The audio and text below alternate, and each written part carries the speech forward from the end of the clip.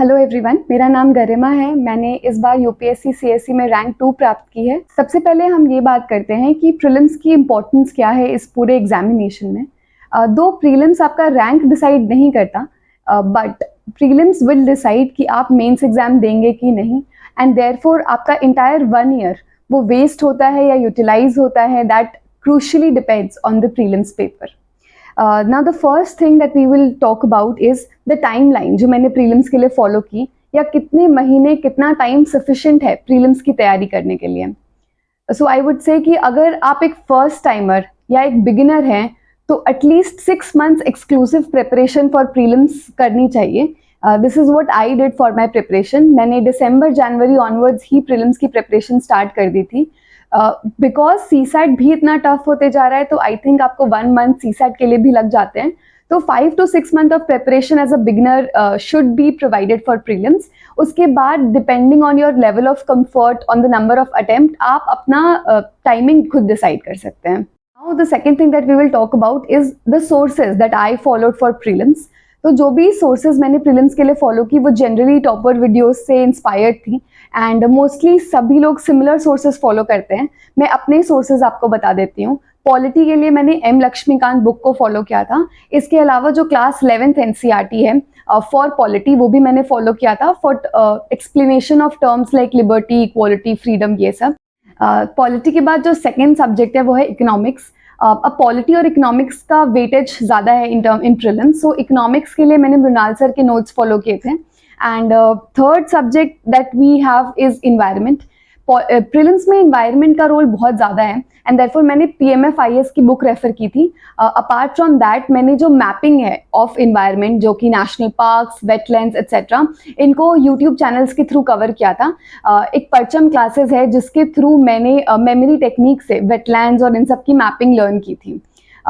Fourth subject is geography. I think geography के ज़्यादा questions prelims में नहीं पूछे जाते हैं for the static part of geography, but जो इस बार प्रीलिम्स में देखा गया कि a lot of questions were there जो कि मैपिंग से रिलेटेड थे। देयरफॉर ज्योग्राफी में स्टैटिक पार्ट कवर करने से ज़्यादा इंपॉर्टेंट मैपिंग करना हो चुका है, चाहे वो रिवर्स की मैपिंग हो या फिर प्लेसेस इन न्यूज़ हो। So that part should be done more religiously, क्योंकि उससे आपको काफ़ी मार्क्स मिल सकते हैं। Then the next subject for prelims would be science and tech. I think science and tech हमारे पूरे प्रीलिम्स का एक अनसंग हीरो है।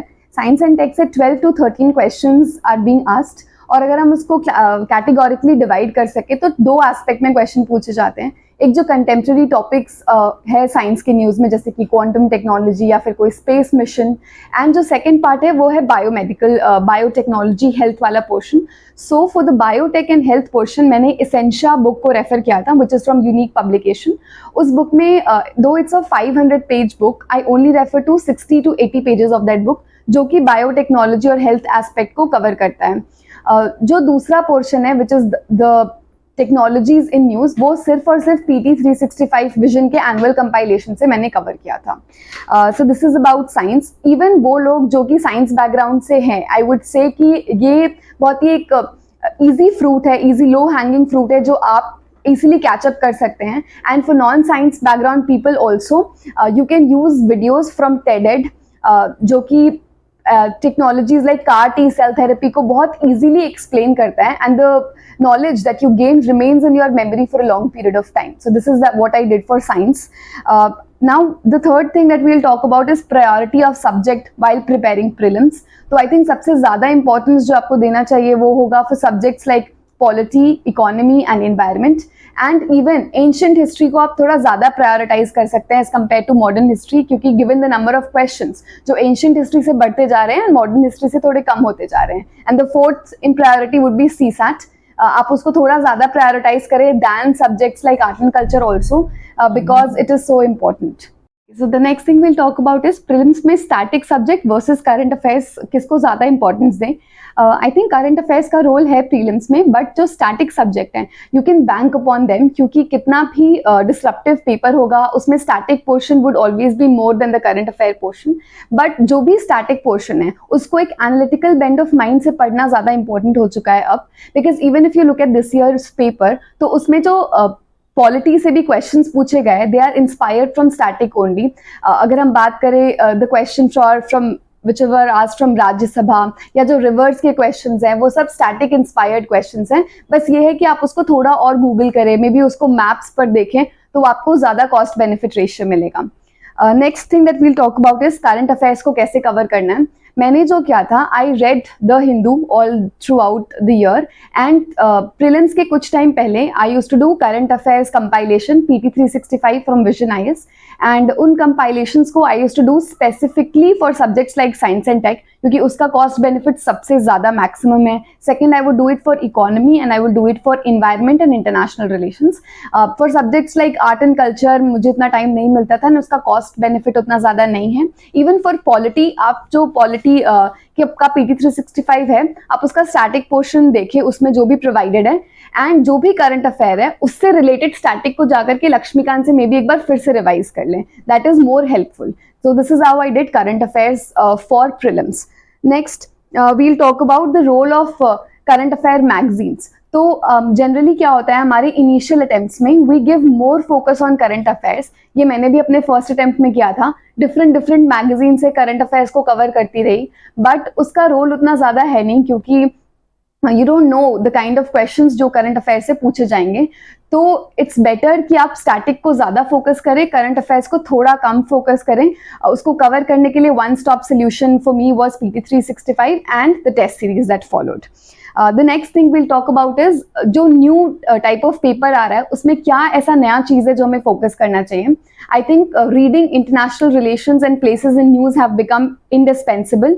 ये चीज़ पहले हम लोग इग्नोर कर देते थे, क्योंकि मैक्स टू मैक्स 1 या 2 क्वेश्चंस पूछे जाते थे, but this time in the paper this has become a very important aspect. तो इस चीज़ को हम लोग फोकस कर सकते हैं। प्लेसेस इन न्यूज़ को कवर करने का एक सिंपल तरीका है, या तो आप कोई भी annual compilation of places in news को रेफर करें, या फिर एज एंड व्हेन वो न्यूज़ में आ रहे हैं आप उसको खुद से एटलस में मैपिंग करें। एक बार वर्ल्ड मैपिंग कर लेना इज अ गुड एक्सरसाइज, क्योंकि आप एक बार उसको कवर कर लेते हैं तो हर अटेम्प्ट में आप उसको इजीली रिवाइज कर सकते हैं। The next thing that we'll talk about is CSAT।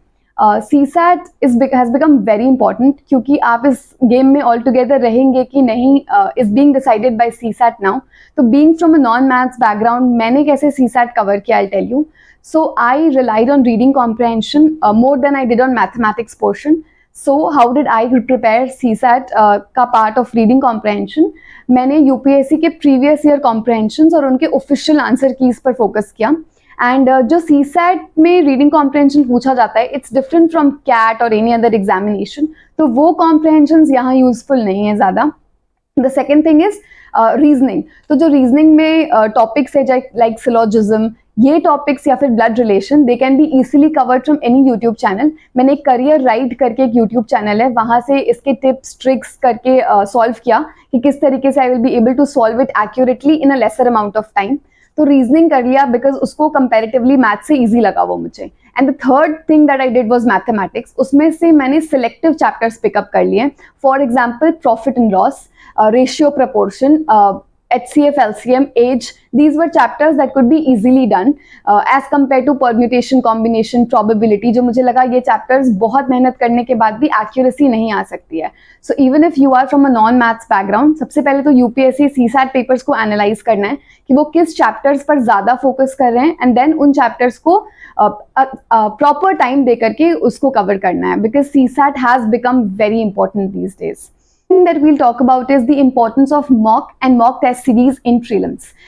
अगर आप एक first timer हैं, so I think the importance of mocks is more, because what do mocks actually help you do? A, it helps you revise your syllabus better. आपको पता चल जाता है कि आपने जो भी पढ़ा है, आपकी recall capability कितनी है, आपको कितना अच्छे से समझ में आ रहा है। सेकेंड, आप UPSC एग्जामिनर के ऑप्शन सेटिंग की मेंटालिटी को देख पाते हैं। Now because the pattern has changed, last year भी only 1 pair, only 2 pair type of options थे, जहां पर elimination technique is not going to work.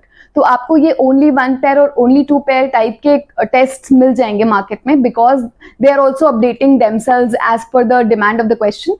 सो आपको उस तरीके से अपने ब्रेन को फंक्शन कराना है कि आप वो टाइप के क्वेश्चन कैसे सॉल्व कर पाते हैं। Second, it will help you in analyzing the number of questions that you would attempt. I generally attempted 80 to 85 questions, but now given the unpredictability, I think attempting on a higher side would be better. So somewhere around 85 is a minimum that I think you should attempt in this paper. And third thing that मॉक्स help you is decide your strategy on the day of exam कि मैं first reading में कितने questions करूंगा, second reading में कितने questions करूंगा, and then finally अगर मुझे मैक्सिमम नंबर ऑफ क्वेश्चंस मेरे 50 to 60 ही हुए हैं after first and second reading, how much is the amount of guess that I take and what is my accuracy when I take those guess. The last tip that I would give on the day of your prelims examination, this is something that I did not do in my first attempt. Prelims examination में GS paper 1 देकर आने के बाद जो 2 hours बचते हैं, that is a very crucial time. आप panic में होते हैं कि आपका पहला पेपर कैसा गया. There are lot of reactions जो आपको ऑनलाइन टेलीग्राम पर मिलेंगे. When you talk to people on the centre you will get. So I think stay away from everything. अपना फोन ना यूज करें उस 2 घंटे में. Maybe focus only on your CSAT paper. कुछ बेसिक फॉर्मूलाज रिवाइज कर लिया या मे बी 2-3 क्वेश्चन सॉल्व ही कर लिया ताकि आप उस सॉल्व करने वाले एटीट्यूड में आ जाए उस पॉइंट ऑफ टाइम पे. This work for me in this attempt and I hope it works for you too. So all the best and thank you. Prelims के लिए I would also like to discuss the exam hall day strategy. एक दिन पहले क्या करना चाहिए, exam के दिन आपका क्या एटीट्यूड होना चाहिए. तो 1 day before the exam natural होती है बहुत एंजाइटी होना. आई थिंक तीनों स्टेजेस में सबसे ज़्यादा एंजाइटी मुझे प्रीलिम्स के टाइम पर होती थी and it is very natural क्योंकि प्रीलिम्स बहुत अनप्रिडिक्टेबल है. तो मेरी स्ट्रैटेजी बस यही थी कि 8 या 9 बजे आई स्लीप एंड अच्छा गुड 8 आवर्स ऑफ स्लीप में ले सकूँ so that I wake up at 5-5:30. Also 1 day before the exam आपको क्या रिवाइज करना चाहिए. So I used to revise subjects जो मुझे लगता था कि बहुत बार पूछे जा सकते हैं. So I would revise something from polity. तो 2 या 3 घंटा कभी पॉलिटी देख लिया, एंशिएंट हिस्ट्री देख लिया और मैपिंग देख लिया. These were the 3 things that I used to see just before going into the exam hall.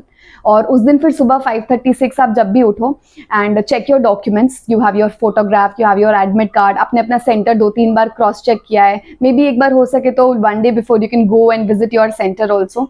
आपके पास एक क्लियर ट्रांसपेरेंट वाटर बॉटल होनी चाहिए. एक वॉच होनी चाहिए which is not a digital watch ताकि वो उसको डिक्लाइन नहीं कर पाए. These are some essentials that you should definitely check. और जब आप वहाँ जाएं, रीच ऑन टाइम, अपने सीट पर जाकर बैठे, रिलैक्स फॉर 10 minutes एंड जो भी भगवान का नाम लेकर और whatever you want to start your paper, अपना पेपर स्टार्ट करें and give your 2 hours, utilise them very effectively. What I did, मैं इनिशियल 40 minutes में फर्स्ट रीडिंग करती थी पेपर का. फर्स्ट रीडिंग में 2 चीज़ें करती थी. जो क्वेश्चन बहुत ही श्योर है कि ये तो डेफिनेटली करेक्ट है, I would tick mark them कि ये क्वेश्चन, ये ऑप्शन. और जो क्वेश्चन एकदम भी नहीं आता, आई वुड ऑल्सो क्रॉस देम कि ये नहीं करना. This is 2 thing that I did in my first reading. तो प्रिलिमिनरी वो 100 क्वेश्चन फिल्टर आउट हो गए. I would not circle them इस पॉइंट ऑफ टाइम पे. तो अभी मैंने OMR पे सर्कल नहीं किया. फिर I will do my second reading approximately 30-40 minutes लेकर के. फिर से उसमें I try to do question जिसमें मुझे थोड़ी श्योरिटी है या 30-40% चांसेस है कि वो गलत हो सकते हैं, बट देन मेजॉरिटी चांस है कि वो सही हो जाएंगे. एंड ये दोनों फर्स्ट और सेकंड रीडिंग मिलाकर कुछ 50-55 क्वेश्चंस आई विल डू. और उसके बाद जब 1 hour 10 minutes या 20 minutes हो गया, I will go and circle them in the OMR. OMR में सर्कल बहुत ही ध्यान से करना है एंड इतना अच्छे से करना है कि एक भी क्वेश्चन गलत नहीं हो, बिकॉज बहुत मुश्किल से you have been able to reach 50-55 questions with accuracy. You can not afford to lose 1 question here. इसके लिए आपको बहुत प्रैक्टिस करनी पड़ेगी पहले. जो थर्ड रीडिंग होगी मेरी फाइनल रीडिंग, वो लास्ट के 40 मिनट्स में, उसमें आई ट्राई टू रीच कि 55 से मैं 85 तक पहुंच जाऊं. ये 30 क्वेश्चन करने के लिए I would read 1 question very carefully और थोड़ा सा गेस वर्क करके और साइमल्टेनियसली आई वुड फिल, क्योंकि इसमें कोई गारंटी नहीं है कि आपको 40 मिनट्स कब खत्म हो जाएंगे और फिर आपको OMR फिल करने का टाइम मिलेगा कि नहीं मिलेगा. So in the last reading I would do 1 question, I will fill it simultaneously in the OMR sheet. और लास्ट तक जब 82-85 पर मैं रहती थी जनरली, तब तक टाइम भी फिनिश हो जाता था and I would be done with my OMR sheet also. This is what I did for the first paper. फिर 2 घंटे का ब्रेक होता था. In the break I would try to revise CSAT. मेरे जो भी फॉर्मूलाज होते थे and important things, for example कोई भी 1-2 क्वेश्चन सॉल्व कर लिया प्रपोर्शन का या फिर परसेंटेज प्रॉफिट एंड लॉस का, कि बस वो रिफ्रेश हो गया कॉन्सेप्ट मेरे दिमाग में. एंड देन CSAT में I first start with doing maths and reasoning. जितना एक्यूरेसी से वो हो पाया whatever the number of questions. And then immediately जब मेरे 1 hour बचते थे, I would go to reading comprehension, क्योंकि वो मेरा स्ट्रेंथ एरिया था. And I try to attempt as many questions as I can. CSAT में has to attempt little less number of questions. मैं मैक्सिमम 45 क्वेश्चंस अटेम्प्ट करती थी CSAT में, but I try to do it with accuracy. और CSAT में questions 80 ही होते हैं, so most of the people start filling it नीचे से। तो डिस्पाइट OMR में 100 तक दिया होता है, आपको ध्यान रखना है कि question number of questions are 80 only. So these are some things that you can keep in mind, and this is it. Thank you.